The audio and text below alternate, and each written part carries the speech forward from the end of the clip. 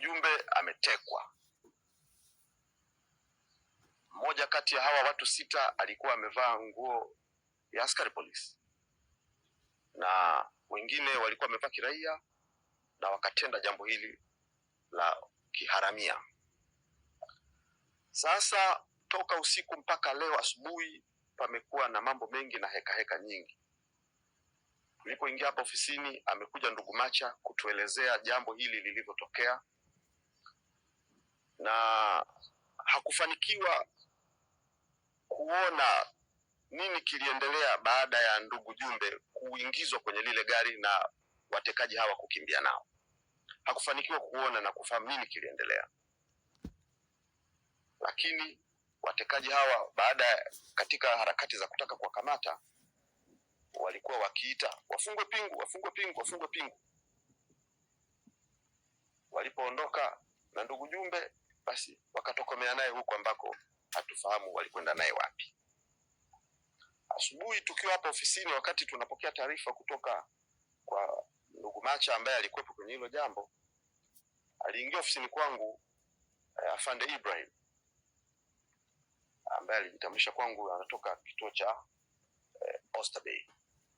Alikuja akaniambia kwamba wamesikia kwamba Jumbe yuko makao makuu ya chama hapa, kwa hivyo amekuja ili amfungue pingu, na kwamba ametoroka mahali ni mtuhumiwa. Swali langu kwake lilikuwa, umejuaje amefungwa pingu?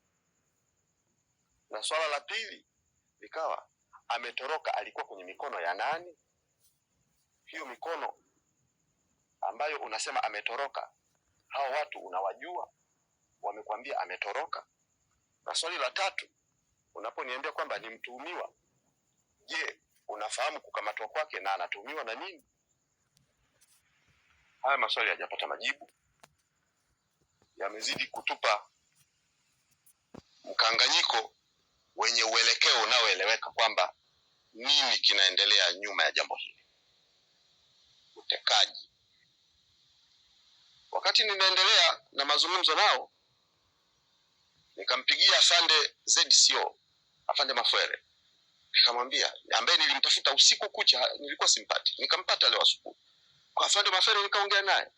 Kitu cha kwanza akaniambia, Golugwa, nimeambiwa Jumbe yuko hapo.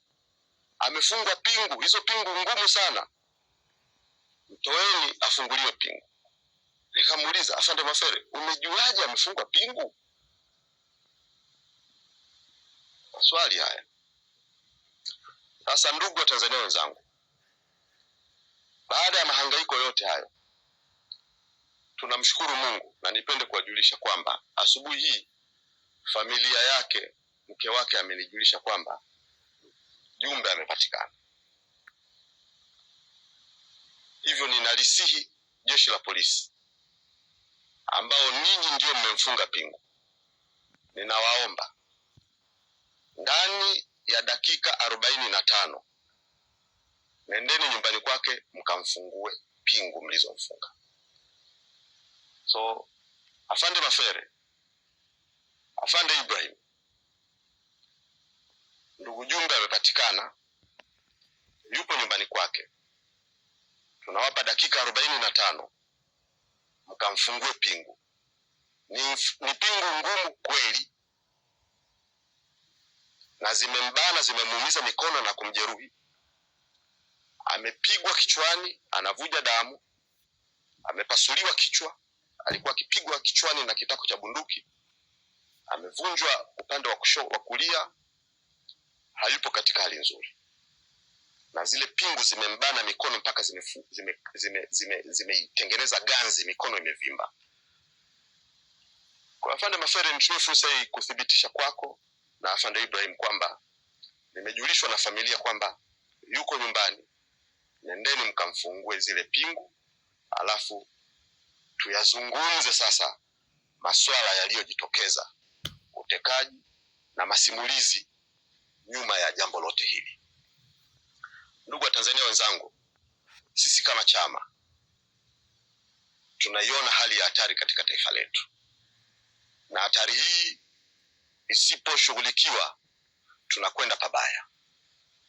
wananchi watachoka, watalinda roho zao na mali zao na maisha yao, na jambo hilo na uelekeo huo hapata tufikisha pazuri. Tunalaani kwa nguvu zote, na bila shaka ndani ya siku chache baada ya taarifa hii tutayajua na yatawekwa wazi yaliyo nyuma ya pazia kwenye tukio hili.